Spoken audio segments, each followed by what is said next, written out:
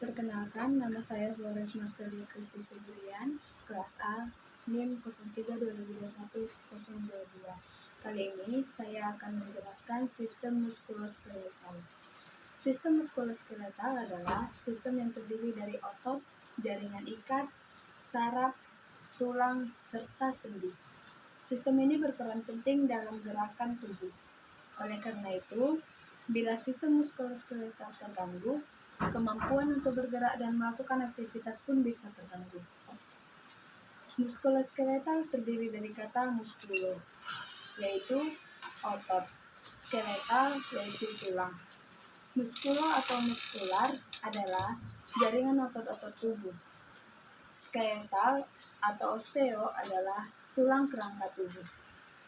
Baik, sistem muskuloskeletal ini juga terdiri dari beberapa tulang. Kita mulai dari tulang bagian kepala. Yang pertama yaitu tulang dahi atau frontalis. Frontal ini berbentuk pipi, dikenal juga sebagai sebutan dengan tulang dahi. Fungsi utamanya adalah untuk melindungi otak, sekaligus menampang struktur kepala, termasuk rongga hidung dan mata. Selanjutnya, temporalis. Fungsi dari temporalis ini adalah membentuk struktur tengkorak dan melindungi otak besar serta membran di sekitarnya. Selanjutnya kita ke parietalis, di mana letaknya terdapat di belakang tulang frontal. Bisa juga disebut dengan tulang ubun-ubun biasanya. Berfungsi untuk membentuk selubung bulat kuat di atas bagian otak. Selanjutnya yaitu occipitalis, tepatnya di belakang. Bentuknya pipi dan jenis tulang tengkorak ini mempunyai lubang yang dapat menjadi penghubung otak dengan sumsum tulang belakang. Fungsi penting dari occipital yaitu melindungi otak, pusat, dan yang memproses penglihatan. Selanjutnya, tulang hidung. Tulang hidung ini membentuk jembatan hidung yang ukuran serta bentuknya kecil dan lonjong. Tetapi bisa berbeda-beda pada setiap orang. Tulang hidung berfungsi untuk mengikat tulang rawan yang membentuk kontur hidung manusia. Setelah itu kita masuk ke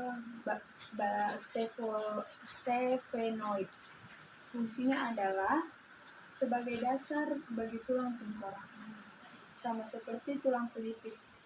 Tulang sphenoid ini juga berbentuk irregular. Fungsi dari tulang ini adalah melindungi struktur otak dan saraf. Selanjutnya, zygomaticus adalah salah satu tulang yang terletak di bagian kepala, anggota dari tulang tengkorak, serta termasuk tulang penyusun wajah.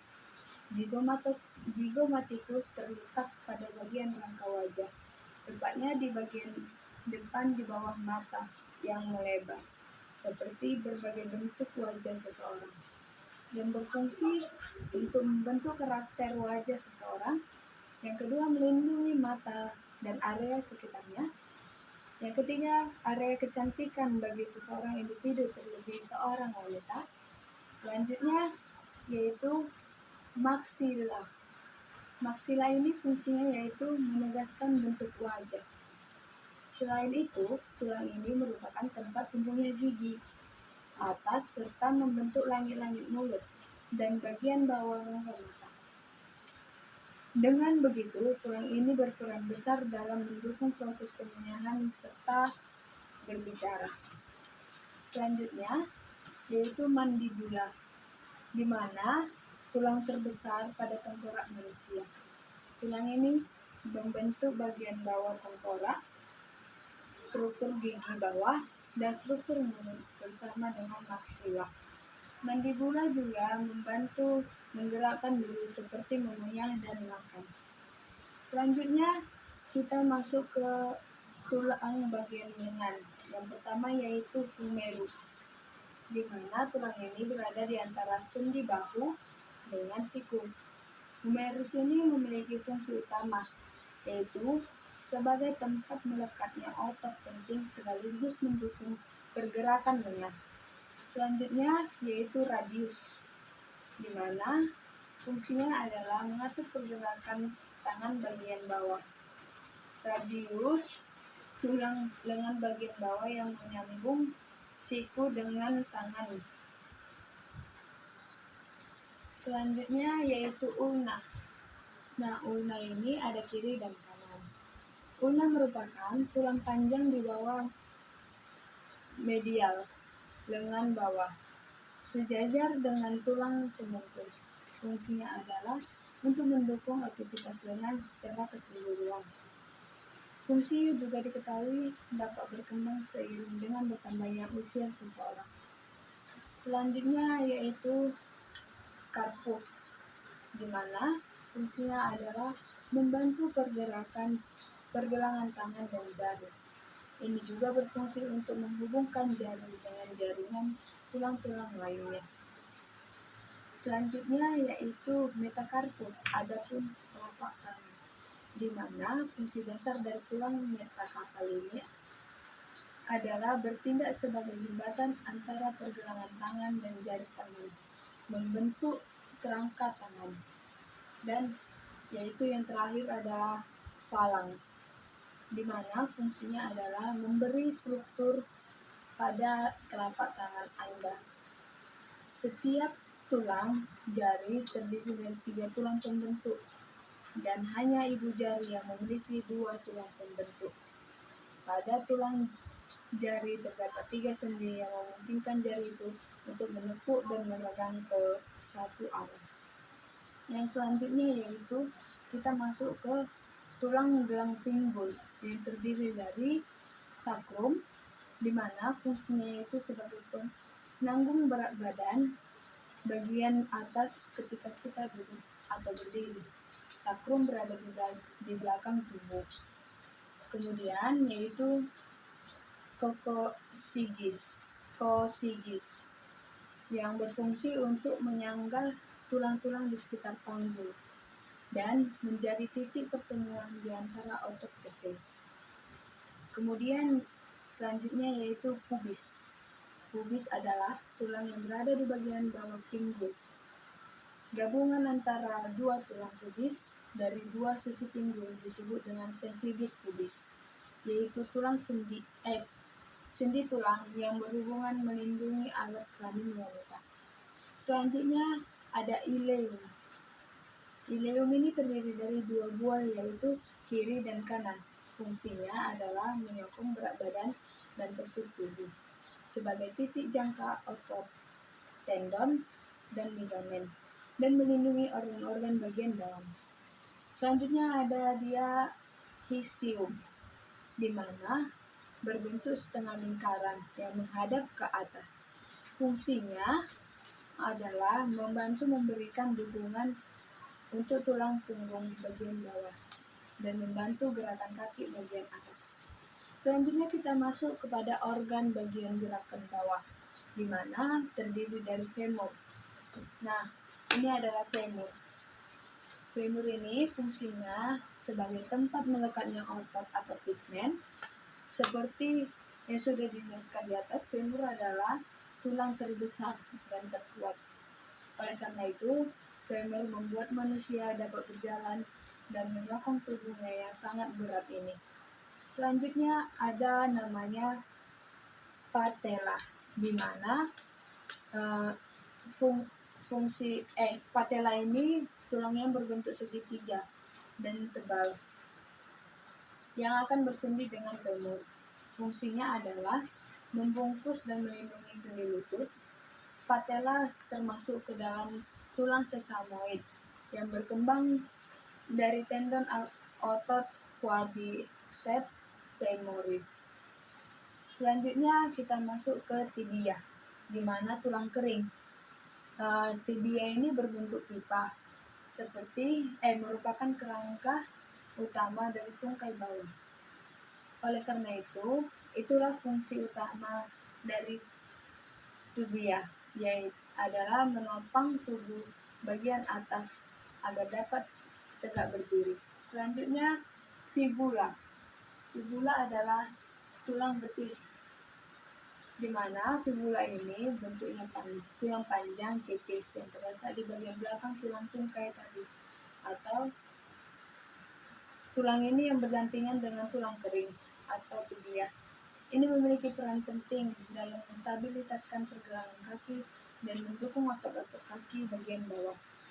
Selanjutnya, ada pun tulang pergelangan kaki, di mana atau disebut dengan tarsus, yang berfungsi sebagai penghubung antara tulang kaki dan tungkai bagian bawah dengan telapak kaki.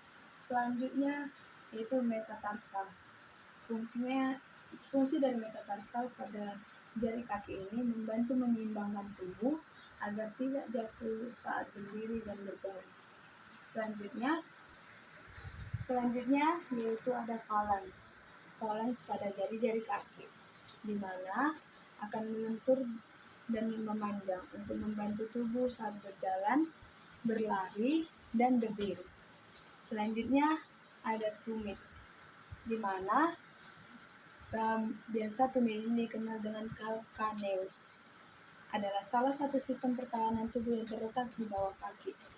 Calcaneus sendiri adalah tulang terbesar di telapak kaki. Oleh karena itu, tulang tumit bertanggung jawab untuk menopang berat badan, terutama saat berjalan dan berlari. Berikutnya, kita masuk pada bagian ruas tulang belakang atau occipitalis. Dapat kita ketahui dulu bahwa occipitalis adalah tulang yang berbentuk lempengan trapesium dan berada di bagian bawah tulang tengkorak. Ini merupakan satu dari 7 yang menyatu dan membentuk tulang tengkorak. Ruas tulang belakang atau occipitalis terdiri dari beberapa tulang, yaitu yang pertama adalah 7